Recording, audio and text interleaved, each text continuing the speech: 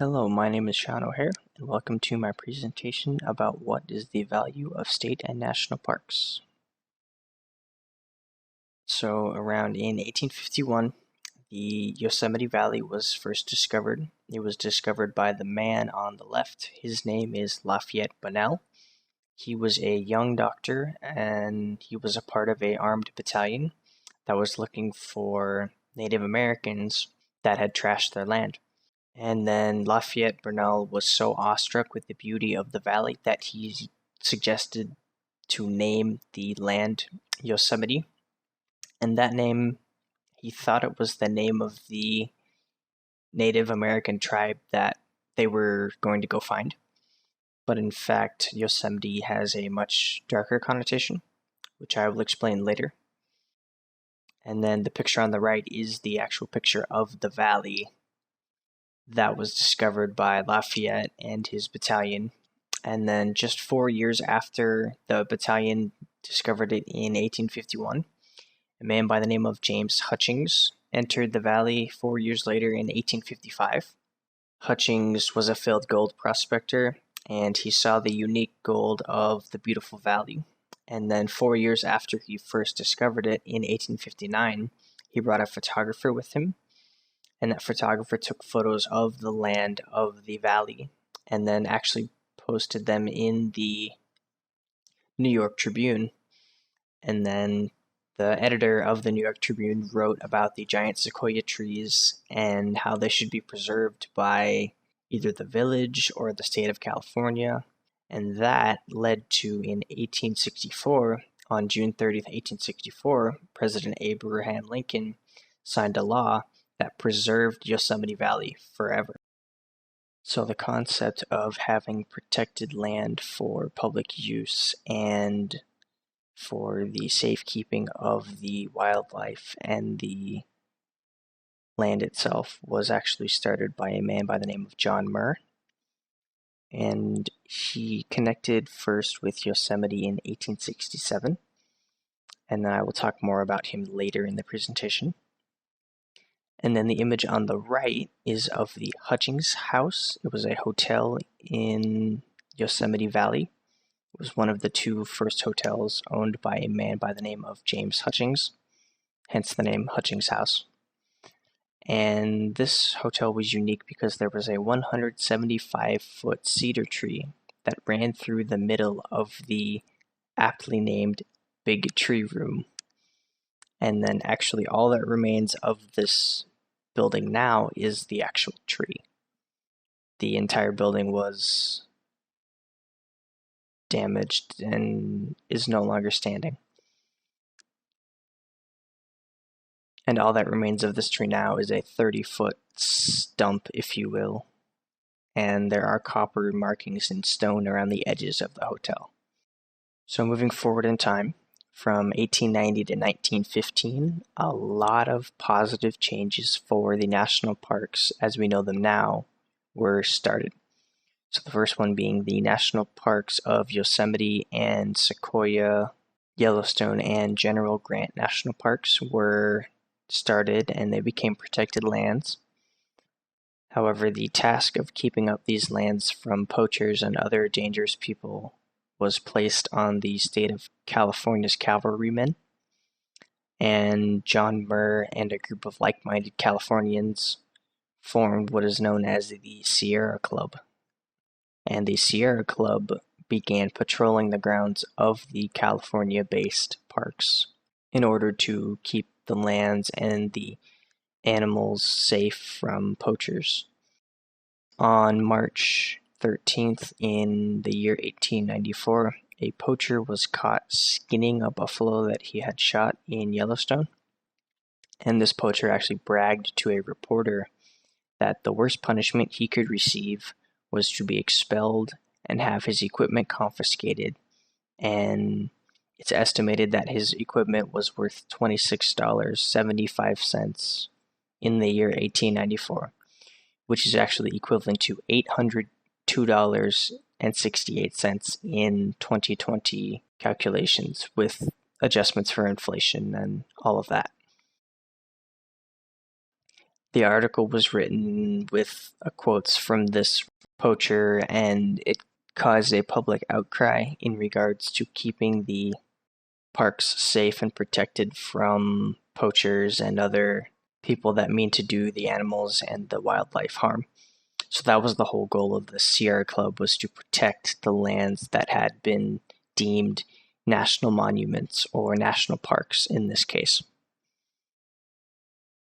President Grover Cleveland on May 7th signed a bill known as the Act to Protect the Birds and Animals in Yellowstone National Park. So that was seen as the start of protecting these newly developed lands from various forms of harm. President Theodore Roosevelt became one of the national park's greatest advocates after seeing the beauty of Yellowstone. He visited the park on a break from an 8-week tour of the nation where he gave over 200 speeches in the year 1903. Roosevelt was excited to see the vast species of animals roaming freely in the park. He attributed this to the bill that was signed that protected the wildlife of Yellowstone. In a speech he gave at the construction of a new arch at the north end of the park, he reminded the people the principles behind these parks. He said that they were created for the enjoyment of the people, which, as we can see, is etched in the actual arch itself, which I think that's pretty cool. The Antiquities Act that was signed in 1906 gave the president the authority to preserve places as national monuments without needing Congress's approval. So the Antiquities Act that was signed by President Roosevelt was used to preserve the Devil's Tower on the left. And this is a large geological extrusion from the earth and an uplifting rock in the state of Wyoming. And there was also an act to save the endangered forests by the Golden Gate Bridge and the Mill Valley. These forests were renamed the Murr Woods after Roosevelt's dear friend John Murr. And then in 1908, the Antiquities Act created the Grand Canyon as a national monument, and it also declared it as an object of unusual scientific interest. In April of 1933, President Franklin D. Roosevelt went on a day trip with the director of the National Park Service, Horace Albright, to the Blue Ridge Mountains of Virginia. This trip showed President Franklin Roosevelt the importance of the historical sites, such as the Second Battle of Bull Run, which was the American Civil War. And the discussion that followed opened up a new realm of places for the National Park Service to oversee. So, just a few days after that trip, President Roosevelt signed a new bill that would allow the national parks to oversee over 20 military parks, battlefield sites, and other monuments of the like. Some of them obviously included these pictured Statue of Liberty, Mount Rushmore, and the Lincoln Monument were all declared as national monuments.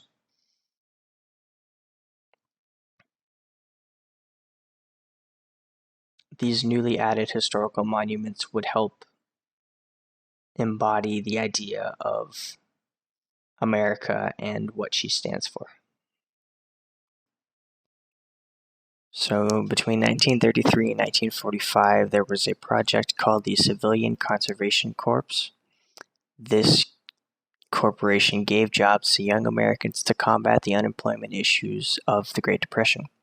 The CCC put young men to work in national forests, state parks, and national parks, clearing brush, replanting forests. These men fought fires, built visitor shelters, ranger cabins. They rebuilt campsites and trails that were worn out. Within 3 months, 1,000 of these CCC camps were up and running with nearly 300,000 young men at work. Members of the CCC were responsible for building more than 97,000 miles of fire roads in national forests. These men combated soil erosion on 84 million acres of farmland and planted more than 3 billion trees. Some important national monuments and national parks that were created were the Olympic National Park that is on the left and the Capitol Reef National Park that is on the right. Also, there was Joshua Tree National Park, which is in Southern California. And there was Dry Tortugas National Park, which is 70 islands off the southern tip of Florida. So some important people to the birth of the national parks as a whole was the man on the left, Stephen Mather, was the first director of the National Park Service. He met John Muir on a hike in Sequoia National Park in 1912. He visited the Sequoia and Yosemite National Parks in 1914. When he visited, he was disgusted by the poor conditions of the parks that he visited, and he wrote a letter to the Secretary of the Interior, which is also his college friend, Franklin Lane, and Lane invited him to Washington, and together they developed the National Park Service plan for the sustainability of these national parks. The man on the right, Stuart Udall, was born in St. John's, Arizona. He served as a congressman from 1955 to 1961 for the state of Arizona. He also served as the Secretary of the Interior for President Kennedy and President Johnson from 1961 to 1969. During his time as the Interior Secretary, he passed the Wilderness Bill. He created the Land and Water Conservation Fund. He established more than 50 new wildlife refuges. And he lived 90 years and passed away in March of 2010. And President Barack Obama designated the United States Department of the Interior building as the Stuart Lee Udall Department of the Interior building. Two other people that were important to the national parks effort was the woman on the left, Major Lee Stoneman Douglas. She worked as a conservationist for the Everglades. After saying they were too buggy, too wet, or too generally inhospitable for frequent visits, she later then worked and became the voice for the region. She fought the bureaucracy of the American Corps of Engineers when they wanted to divert the natural flow of the Everglades water system. And in 1970, she founded the Friends of the Everglades group, which worked to rally advocates for the protection of the unique Everglades lands. The man on the right, Bill Brown, worked as a technical advisor for the National Park Service. He helped the expansion project of the Yukon-Charlie National Preserve in 1980. He also worked on the National Petroleum Preserve of 1980, which was up in the state of Alaska. So recently, my geology class and I went to the Lost Dutchman State Park.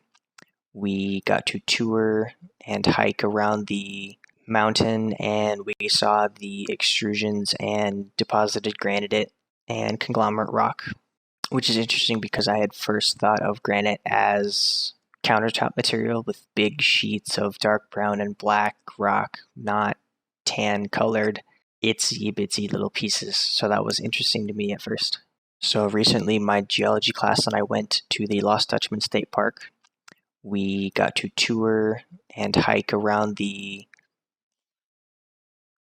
mountain, and we saw the extrusions and deposited granite and conglomerate rock, which is interesting because I had first thought of granite as countertop material with big sheets of dark brown and black rock, not tan colored, itsy bitsy little pieces. So that was interesting to me at first. So here's another image of Lost Dutchman State Park. I learned that the geologic process of uplifting works to carry newly formed rocks through the mantle up through the crust. The convection force of circulating heat of the magma and rock in the mantle is what causes the rocks to get pushed up through the layers of the asthenosphere and the lithosphere to the actual surface. I also learned that there is something called decomposing granite, which is shocking. Granite rock that has undergone various stages of decomposition in both physical and chemical weathering. So the park that I chose to highlight was Yosemite National Park because I had previously been there back in 2009. When I was 9 years old, I took a family trip across the western United States to visit a whole bunch of national parks. Yosemite was the first national park that we went to. And the name of Yosemite comes from Lafayette Burnell's interpretation of what he thought the name of the Native American Indians were, when in fact it was actually the word Yosemite actually refers to people who should be feared, and it means they are killers. And this national park was one of the first 4 national parks to be established. The first was Yellowstone in 1970. This national park was one of the first 4 to be established. The first was Yellowstone in 1872. The second was Mackinac in 1875, which was decommissioned 20 years later in 1895. The next was Rock Creek Park, which was merged into a state park in 1890. And then Sequoia and Yosemite National Parks came after that in 1890 as well. Yosemite National Park is located near Modesto, California, 85 miles east, and it is also 145 miles southeast of Sacramento, the state capital of California. Yosemite Valley is at an elevation of 4,000 feet or 1,200 meters. The summer average for temperature is 87 degrees Fahrenheit or 31 degrees Celsius, and the average low is 51 degrees Fahrenheit or 10 degrees Celsius. The geometry is mostly wooded forests, and large geologic structures formed the valley. Rivers and waterways make up various waterfalls, and the going consensus is the valley was created by massive glaciers. So here are 2 images of geologic features that my dad actually took with his camera. The one on the left is what's known as El Capitan. It means the captain. And then the one on the right is the famous half dome, which is in this entire face, it's sheared completely vertically. And here is a 3D model of the valley. As you can see, it kind of just weaves its way back and forth with El Capitan being right here, 3 Brothers being here, and then Half Dome being up here. This is taken from Google Earth, which is why it shows the pins and then some of the geologic features like the forest and the rocks and all that interesting stuff. So who was John Muir? The man on the right here is damn it. So who is John Muir? John Muir is the father of our national parks, is what he's been called. He's been called a wilderness prophet and the citizen of the universe. He's pictured here with President Theodore Roosevelt. Muir had the foresight to realize that it could not always be just what one person can do. And he realized that collective action is necessary, which is why he agreed in 1892 to be the first president of the Sierra Club, which I will talk about in the next slide. He served as the president of that club till 1914 when he passed away. And John Muir can readily be seen as the founding inspiration for the environmental movement, which continues to address the need for ecological harmony. And here's a picture of him studying a piece of petrified wood. So as I mentioned before, this is John Muir. This is his Sierra Club, the modern image from Facebook of their logo with Half Dome and El Capitan and the forest in the foreground here. So in 1892, he formed the Sierra Club, and in his words, this club was formed to do something for the wilderness and to make the mountains glad. And then today, the Sierra Club has over 1.3 million members and supporters, and it is the oldest, largest, and most influential grassroots environmental organization to date in the United States. The work that John Muir did to help preserve the national beauty of the United States national parks saved thousands of years of history. President Theodore Roosevelt saw this beauty and worked to bring Muir's vision to light. People like Stephen Mather worked to build a support network that made the National Park Service what it is today. The National Park Service was established to oversee the protection of the wildlife and their homelands, as well as preserve that for generations to come. That program was birthed from organizations like the Sierra Club. The Sierra Club was created to patrol the grounds of the California-based parks like Yosemite and Sequoia National Parks from poachers and people that mean to do harm to the national parks. President Roosevelt wrote the Antiquities Act in order to help him preserve some of these national monuments, such as the Grand Canyon of Arizona and the Lincoln Memorial, and others such as the Muir Woods, which was named after John Muir, which was located near the Golden Gate Bridge. And then also another Roosevelt, President Franklin D. Roosevelt, went on a trip with the director of the National Park Service in 1933. The president saw the beauty of the Blue Ridge Mountains, and 2 days later he signed a bill that gave the National Park Service oversight of the monuments like the Lincoln Memorial, Mount Rushmore, seen here with my family that we took in that same trip in 2009, and other places like the Statue of Liberty, as well as over 20 military and non-military sites. Corporations like the CCC, or the Civilian Conservation Corps, gave Americans much-needed jobs in the heart of the Great Depression. The National Park Service also employs many young men and women to works to sustain the beauty of our great nation. That is why the state and national parks are important.